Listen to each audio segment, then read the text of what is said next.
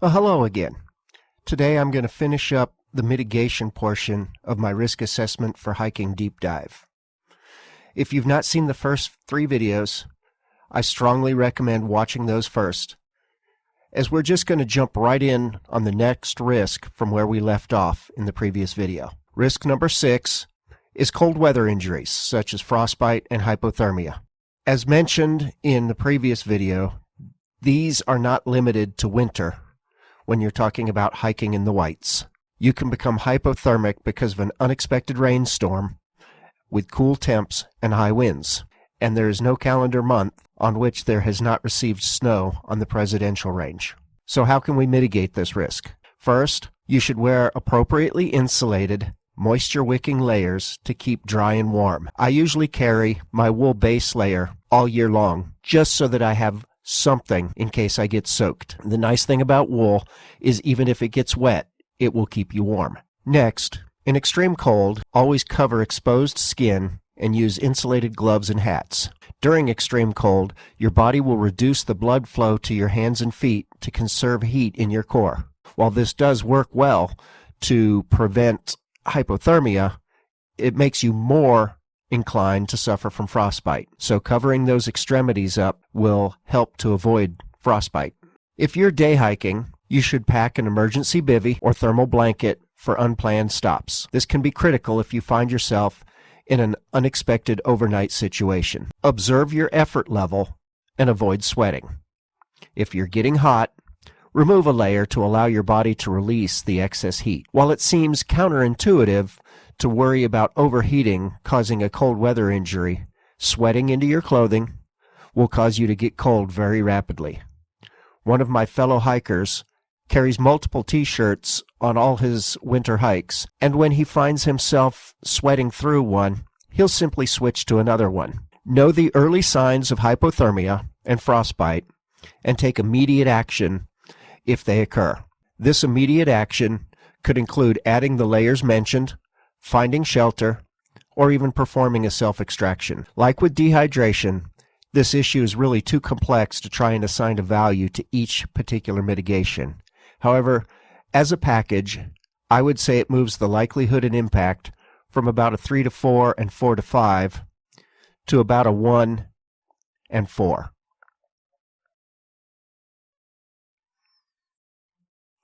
Risk number 7 is physical injuries. This usually results from falls or sprains and strains, though blisters can occur. The mitigations for this are the same sort of mitigations that you would apply for most sporting activities. First, stretch and warm up before strenuous hikes. I will often start cold weather hikes wearing my puffy coat to force myself to stop when I start to get warm. I use this as a reminder to stretch after warming up. This goes counter to the "be bold, start cold" pithy saying, but it works for me. I would estimate this would decrease the likelihood by 1 point. Pack a first aid kit tailored for hiking, including supplies for blisters, sprains, and cuts. Note, we're not talking about a level 1 trauma kit here. You carry what you need, but only what you need. Also, it does you no good to have it if you don't know how to use it. So unless you're a paramedic, carrying a paramedic kit is kind of dumb. I would say that this would reduce the impact by 1 point. Know your limits and turn back if conditions become unsafe. Remember, #safety before summits. Taylor, the New Hampshire hiker, came up with that, and I think we should try and make that catch on because that is an excellent reminder. The mountains will be there tomorrow, and you should make sure that you are too. I would say this decreases the likelihood by about 1 point.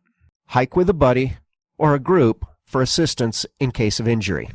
I know this is not always possible, so you should also have a means of communication if you need help. I personally carry a personal locator beacon in the form of a Garmin InReach Mini. However, I also have an iPhone 15 which will allow text messages via satellite, because I'm a gear nerd. It's harder to use than the Garmin, however.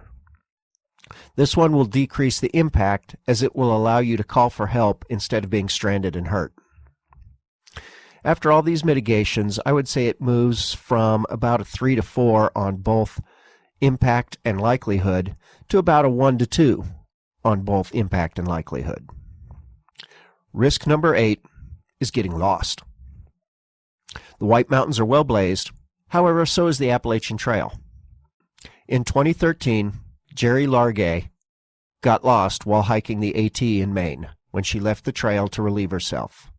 She was unable to find the trail and died 26 days later. So here are a list of mitigations that can help prevent becoming lost. Carry a map and compass and know how to use them. Jerry had these items, but was not skilled with using them.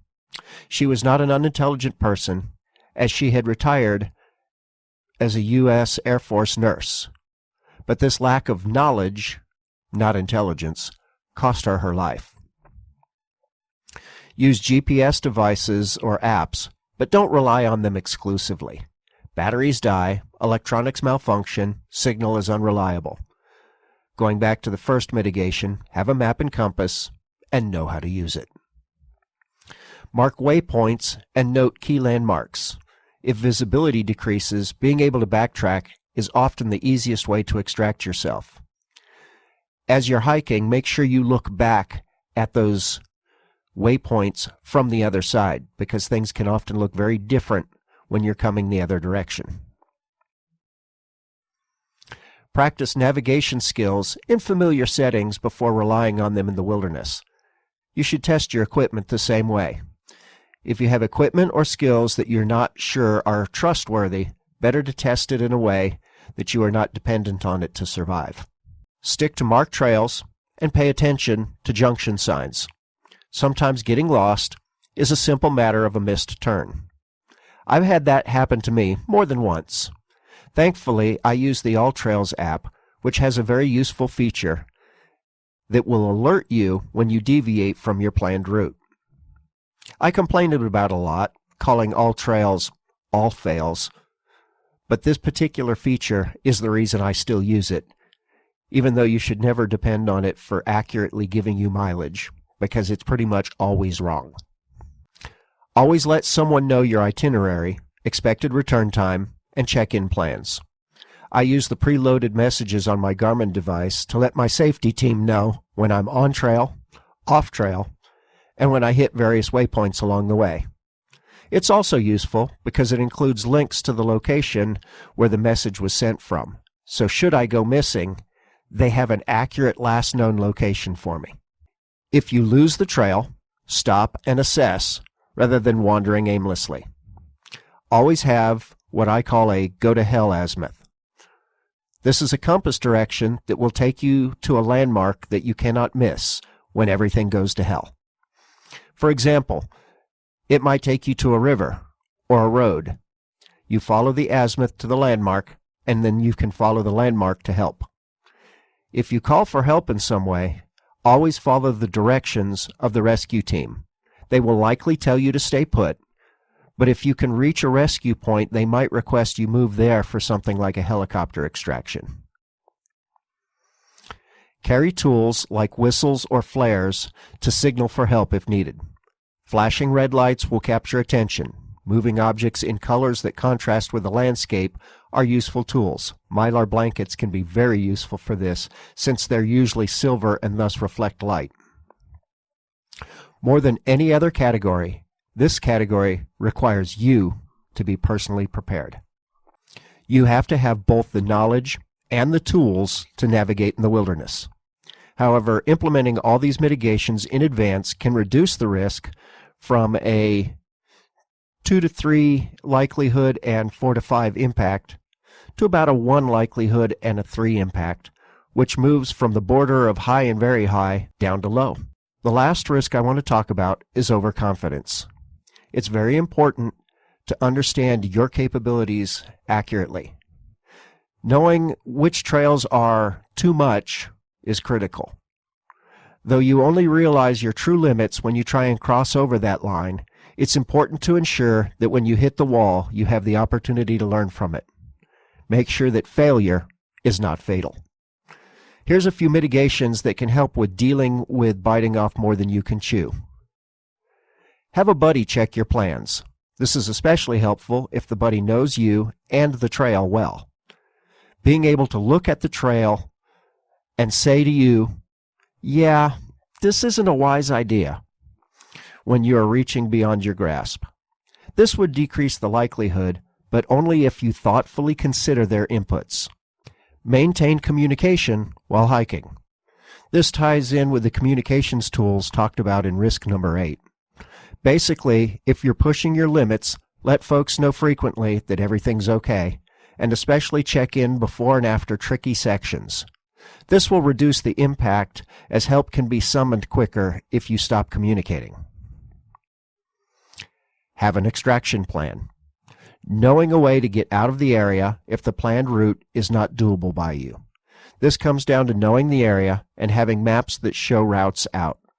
This will also reduce the impact since you have a plan to escape if you find yourself in over your head. Overall, I would say having these mitigations in place will reduce the likelihood from about a 2 to 3 to a good solid 2, and would reduce the impact from about a 3 to 4 to about a 1 to 2. These mitigations are not one size fits all. You will need to tailor them for your particular hike and your particular skill set. If you find something that does not provide you with value, consider dropping the item. If you find something that's not listed in this particular list but works for you, add it. If there are risks not identified here, feel free to add them. You should also seek to build experience incrementally. Don't jump straight into challenging hikes without preparation. Start small, build your knowledge, build your experience, and build your physical capabilities to reach greater and greater goals in your hiking. So now looking at the matrix with the pre and post mitigation risks, you can see we've moved from a risk level that was bordering on very high with multiple risks to all risk levels down in the low range. This assumes all of the mitigations are applied properly, of course. As an example, if the mitigation of checking your gear beforehand is implemented with just a cursory glance over, it really doesn't help you very much. Your pre-hike actions need to be addressed with the same rigor as your during-hike actions. By identifying risks and planning mitigations, you're not just protecting yourself, but you're also ensuring that you can enjoy the beauty of the trail. Knowing you have your bases covered allows you to relax a whole lot more. So in my next video, I'll tie everything together with real-world planning for an upcoming hike I'm going to do. And then the video for that hike, I'll make sure to talk about the risks avoided and realized during the hike. So stay tuned. Between now and then, what about you? What risks do you think should have been included in my list? What mitigations did I miss the mark on, or did I miss completely? Feel free to add your comments below. Until next time, this is Azimuth from my studio, signing out.